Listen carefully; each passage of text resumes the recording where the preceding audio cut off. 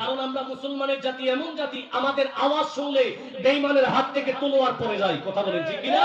মুসলমানদের আল্লাহু আকবারের ধ্বনি, ইয়া রাসূলুল্লাহর ধ্বনি তাদের জন্য অস্ত্র হিসেবে যথেষ্ট। কথা বলেন ঠিক কিনা? আরো জোরে বলেন ঠিক কিনা? ওই মুসলমানদের চেতনা আবার দেখানোর দরকার আছে না নাই? এই জোরে বলেন আছে না নাই? আজকে যে মুসলমানরা এখনো ঘুমায় নেই, আজকে যে এই জায়গা থেকে আমরা স্লোগান যদি দেই, আমার মায়ের নবী দু জাহানের বাদশা নবী রওজা শরীফ থেকে আমাদেরকে দেখে কি দেখে না? এই জোরে বলেন দেখে কি দেখে না? মুসলমানদের এই উচ্ছ্বাস, এই উত্থান যদি আবার দেখে নবী খুশি হয় কি হয় না? এই জোরে বলেন খুশি হয় কি হয় না? ওই মায়ার নবীকে দেখানোর দরকার আছে না নাই? এই জোরে বলেন আছে না নাই?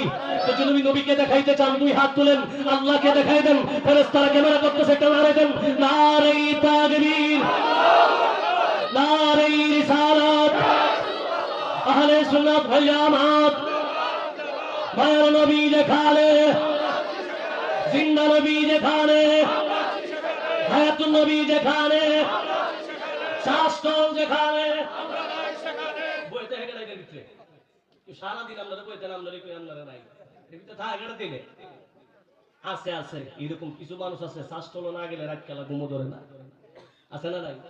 এই জন্য কোন আসি দিও বাবা রে, শাস্ত্রের ভিতরে বই আর সারা রাত দুনিয়া ফেস লাগাই রাখছে। কথা কোন ঠিক না? এই জন্য কোন ঠিক না?